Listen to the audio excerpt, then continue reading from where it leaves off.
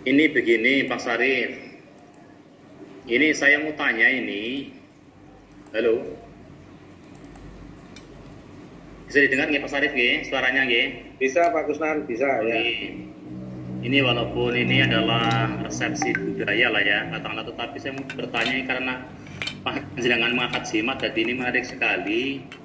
Ada beberapa hadis yang ada indikasi bahwa di sana ada ya semacam pelarangan ini bagaimana panjenengan melihatnya, seperti laisa minna man tatoyaro wa kahina dan seterusnya.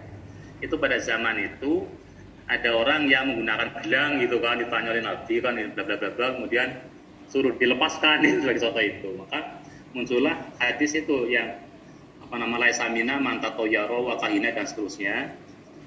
Tidak termasuk golongan kami orang yang percaya pada burung-burung, kemudian kepada kahin, menggunakan jimat, gelang dan sebagainya gitu, yang terkenal dengan tamimah atau tamaim gitu. Ini panjenengan memandang hadis ini bagaimana seandainya panjenengan mengangkat jimat dalam resepsi Islam, resepsi kita terhadap Islam gitu. Yang pertama itu. Yang kedua, jimat itu di situ kriteria membuat orang itu menjadi sukses menggunakannya itu bagaimana, itu ada ukurannya gitu. Ini menurut panjenengan yang sudah panjenengan baca ya, biar nanti sukses menggunakan jimat ada ukurannya apa gitu. Kan begitu. Ini dua saja Pak. Jadi pertama, panjenengan melihat hadis-hadis itu bagaimana kaitannya dengan makalah jenengan, dan kedua adalah kriteria menggunakan jimat itu suksesnya kayak apa. Sebab itu kan hal-hal yang sangat bukannya susah gitu. Tidak seperti 2 kali 2 mesti 4 gitu kan. Itu. Terima kasih Mas Arif. Satu lagi Mas Arif. Oke. Pak Ma'ruf ya. Ya, saya dulu Pak Ibnu dulu, saya dulu ya. Oke, tadi Pak Ibnu ya. Pak anu dulu nggak apa-apa, lagi naik mobil tuh. Ya, nah. Pak Ma'ruf boleh. Oke, monggo Pak Ma'ruf. Oke, siap. Terima kasih. Assalamualaikum warahmatullahi wabarakatuh. Waalaikumsalam. Terima kasih Pak Pro dan teman-teman. Ini menarik kembali dari yang disampaikan oleh Pak Sarif terkait dengan masalah jimat tadi. Yang notabene itu kan terutama yang banyak baca itu adalah orang-orang Jawa. Satu, yang kedua itu rata-rata didominasi oleh orang-orang yang memang percaya dirinya kurang kuat ya gitu loh, kalau kita lihat kaji secara mendalam. Nah, yang jadi persoalan bahwa ukuran tentang kemanfaatan atau kekuatan sebagaimana yang tadi Pak Pro sampaikan dari ukuran semacam jimat tadi, di sini akan muncul ya, kalau kita logikakan gini Pak Sarif. Jadi sama-sama alat yang kita gunakan, misalnya sama-sama pisau lah. Jimat, pisau itu akan bermanfaat lebih banyak ketika yang menggunakan itu adalah orang-orang yang memang menguasai bidang itu.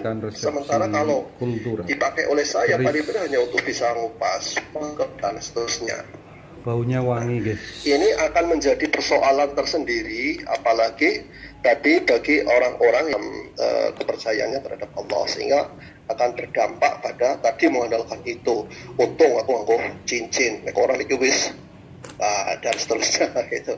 Ini kan akan menjadi dampak yang kurang baik. Nah, sekarang bagaimana nilai-nilai yang Pak Sarif tawarkan atau temukan dalam kajian resepsi Al-Quran terhadap jimat ini untuk kemaslahatan ya, untuk kemaslahatan bersama.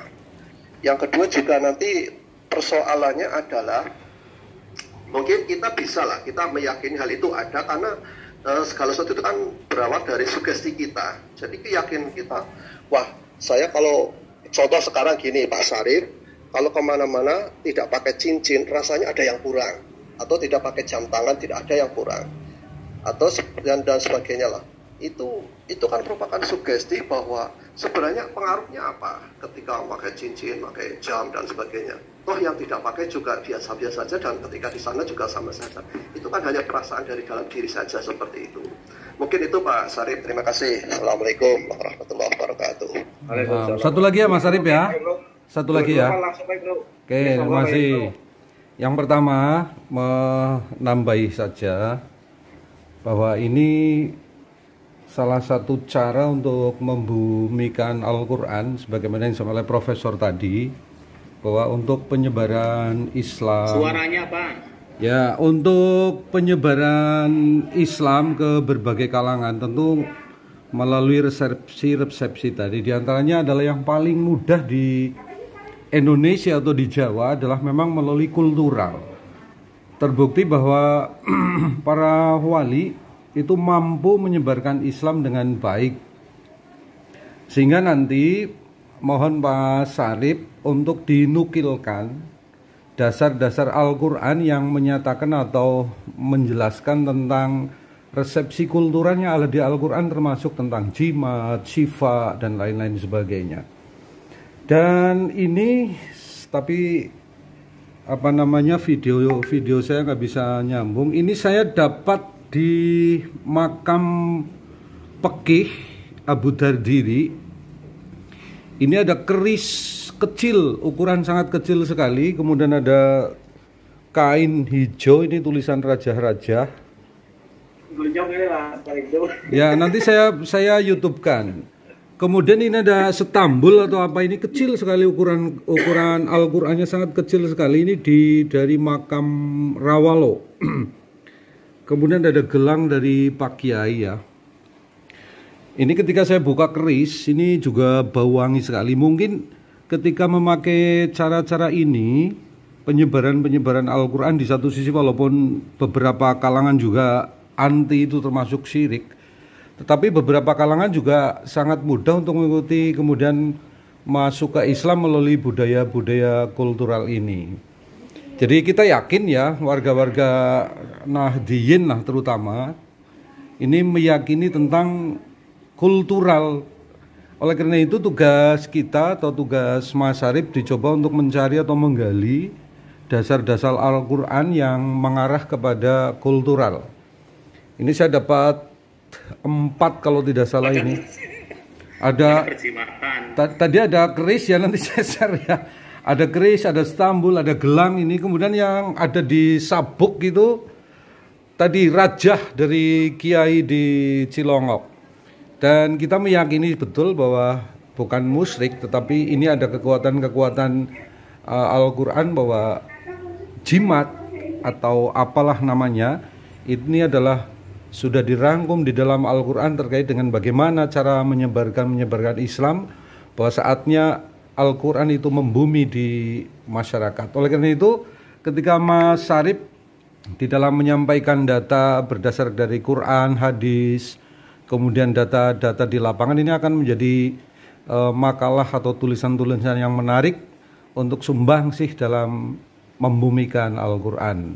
Selamat untuk Mas Sarip, dan saya kira Mas Sarip juga kiainya sama dukun hikmahnya di Purbalingga bagus sehingga menang, tetapi dukun dan kiai-kiai yang di Kebumen kayaknya orang menang ya, jagone Ma'ruf jadinya kalah. Jadi orang percaya karena Oke, jadi tadi betul dicoba dicari, digali data, dieksplor Quran dan hadis serta data-data yang manjur dan yang tidak manjur. Oke, selamat. Nanti ketemu malam Jumat di Tambak dalam rangka klinik disertasi. Terima kasih Mas Sarip, syukuran ditunggu. Matur nuwun Pak Ibnu dan semuanya. Yang pertama dari dari Pak Kusnan. Saya sebenarnya tidak punya apa. Saya awalnya hanya ingin sebenarnya mendeskripsikan saja. Mendeskripsikan tentang jimat ini, tentang perjimatan ini di dalam masyarakat begitu, yang berkaitan dengan ayat-ayat Al-Quran. Tapi baguslah kalau nanti juga berkaitan dengan dalil misalnya. Kalau tadi Pak Kusnan berkaitan dengan hadis, saya kemarin menjumpai salah satu pembuat jimat itu, saya belum ngomong saja sudah disampaikan dulu bahwa jimat ini juga sunnah Rasul gitu. Aduh, ini menarik kan jadinya. Saya ya benar, mungkin Pak Kusnan saya juga percaya dan pernah lah membaca beberapa hadis yang kemudian, tetapi sekali lagi saya mungkin tidak akan membahas di hal itunya ya. Saya hanya, bahkan saya juga tidak akan menyampaikan bahwa ini musyrik dan seterusnya. Sekali lagi saya hanya mendeskripsikan bagaimana perjimatan itu hidup di dalam masyarakat kita. Yang pertama itu Pak Rusman. Yang selanjutnya dari Pak Ma'ruf ini, saya melihat langsung itu di dua orang pembuat dan kebetulan ada klien atau pengguna itu sedang meminta itu, ternyata betul apa yang disampaikan tadi Pak Profesor, tidak semata-mata transaksi sebenarnya yang saya lihat gitu. Saya mohon maaf, kadang-kadang orang melihatnya seperti ada sebuah jual beli. Tapi sebenarnya kalau saya lihat itu tidak. Ya mungkin tergantung juga dengan pembuatnya ya. Tetapi saya lihat di dua tempat itu kebetulan pas ada pasien atau klien itu, sekali lagi tidak hanya kemudian butuhnya apa, kemudian diminta diberi, kemudian mohon maaf ya, beri pisau atau apa, selesai, enggak. Ternyata banyak juga satu orang itu bisa sampai 1-2 jam Pak Kiai ngeladeninya ini. Artinya tidak hanya bicara soal masalah perjimatan, tetapi lebih dari bagaimana Pak Kiai juga memberikan bimbingan keagamaan. Mohon maaf, itu kalimat yang selalu saya dengar dari para pembuat ini adalah bahwa ini hanya sebuah usaha, semuanya akan dikembalikan kepada Allah Subhanahu wa Ta'ala. Ini kalimat yang selalu muncul. Gitu. Jadi ini sih pendapat saya pribadi, kalau ngomong muslim ya jauh lah saya kira. Tapi saya sepakat dengan Profesor tadi, saya mungkin juga perlu sih ketemu ini dengan orang-orang yang memang kemungkinan menolak dan seterusnya, yang sudah terbukti. Atau jangan-jangan pelaku ini ya? Bukan Pak Maro, enggak Pak. Ini yang saya lihat begitu. Jadi kalau mungkin orang hanya sebuah transaksi biar kemudian kayaknya mohon maaf ya biar dapat uang banyak, saya kira keliru lah, gitu loh. Justru ada bimbingan konseling yang justru mestinya ini harus sering dilakukan oleh ya kita kan gitu. Para ya mohon maaf lah, kecil-kecil yang mestinya kita semuanya kan tokoh masyarakat, tokoh agama di lingkungan kita masing-masing begitu. Hanya memang ini menariknya justru jimat itu semacam hanya sebuah menarik masyarakat gitu, sehingga mereka masyarakat ini yang tadinya tidak pernah sowan kiai dan seterusnya, nggak pernah ngaji, itu jadi justru ketemu dengan kiai, kemudian diberikan bimbingan keagamaan. Dan saya lihat selama ini ada yang menarik Prof. Jadi ada yang awal datang itu memang meminta bantuan, tetapi juga ada yang datang kemudian laporan Prof. Alhamdulillah Pak Kiai, saya ini usahanya jadi seperti itu. Wah ini menarik. Ternyata tidak berhenti ketika di awal toh, tetapi perkembangan selanjutnya juga selalu ada report itu dari para pengguna kepada pembuat. Dan menariknya lagi. Dagangnya laris ya. Iya, dia laris lah. Kemudian sudah dapat jodoh dan seterusnya itu. Artinya apa? Tidak berhenti Pak.